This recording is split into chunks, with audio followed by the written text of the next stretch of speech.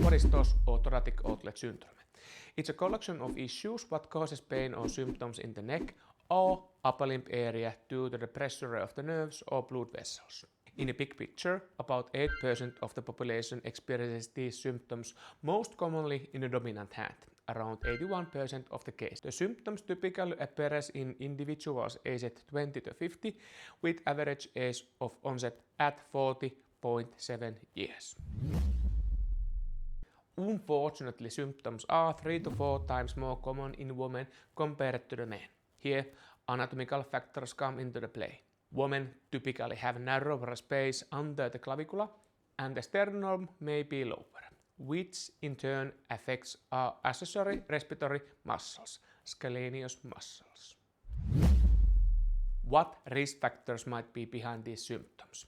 Among the others, injuries such as whiplash injuries or fractures of the clavicle or ribs can increase the risk. These risk factors can be also divided into functional and structural categories. Functionally, the most common cause of the symptoms is the narrowing of the scalenus muscles. If there has not been regular exercises for the shoulder area, then the trapezius and the rhomboid muscle may be underactive, leading overactivity in the scalenus muscles, causing issues. Another cause could be forward head or shoulder posture. Functional factors like specific work-related stress can be also contributing to the symptoms. For example, forward-leaning posture with the arm abducted or extended can cause the space between the clavicula and the first rib to narrow, compounded by the pressure from the pectoralis muscle. In population, about 0.5 to 0.6% have extra rib. This additional rib originates from the lowest cervical vertebrae, and if such an anatomical anomaly can be found, it's bilateral in 50 to 80% of the cases. In other words, if there is an extra rib on one side, it's likely to have also at the other side too. An X-ray is a way to confirm this. Women are more likely to have extra rib with ratio to 2 to 1 compared to the men. If you work in industrial jobs or service professions such as hairdressing, assembly line work or cashier, your risk increases by 18%. Additionally, musicians have their own set of challenges regarding to thoracic outlet syndrome, as there is many challenging postures and proper ergonomics in instrumental playing is crucial. Playing should be easy and low stress for the body.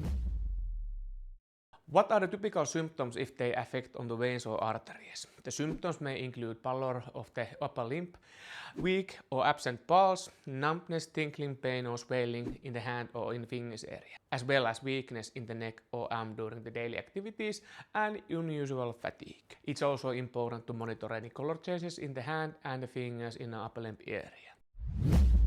If individual nerves can't control the muscle at all, the muscle will start to atrophy. If the nerve is functioning but weakly, the muscle control will be reduced, and this will manifest as weakened grip strength. The upper limb may be cold, or the skin may sense the touch, cold or heat in abnormal way.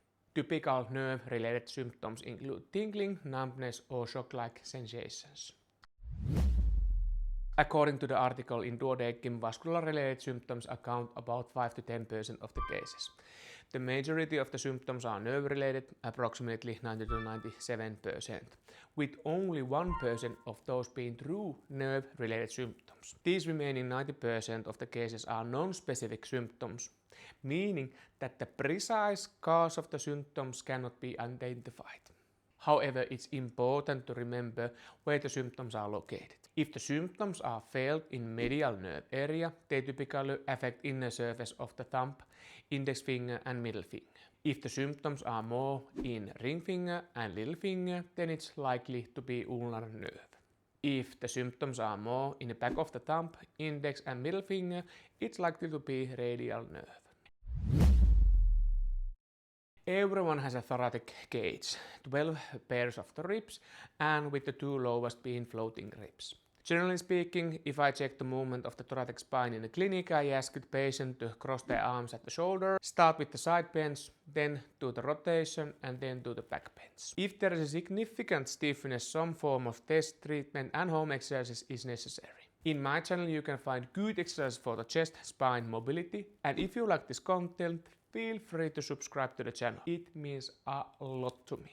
What else needs to be checked in the thoracic cage? Well, the uppermost ribs and their movement. This is done by using the head rotation and side bend test. The chin is rotated towards the shoulder, and the head is bent to the side towards the thoracic cage. If the movement stops immediately, the uppermost ribs may be elevated, causing movement restrictions in the upper thoracic spine. The medial nerve is the most common nerve entrapment in the upper limb area, originating from C6, C7 and T1 levels in the cervical spine. Considering all upper limb nerve symptoms, this nerve is accounted for the 70% of the cases. You can find the video related to this nerve in the recommendation at the end of the video. The ulnar nerve is the second most common nerve entrapment, originating from the C8 nerve root and the T1 level at the chest spine. This accounts about 20% of the upper limb nerve symptoms. This video will be recommended after you check the first one, the medial nerve. The radial nerve is the rarest nerve entrapment, accounting about 10% of the upper limb nerve entrapments, which roots are originating from the C5, C6, C7 and C8 levels. This video will be a recommendation after the ulnar nerve video. So, it's definitely worth checking out this information package if you are experiencing nerve-related issues.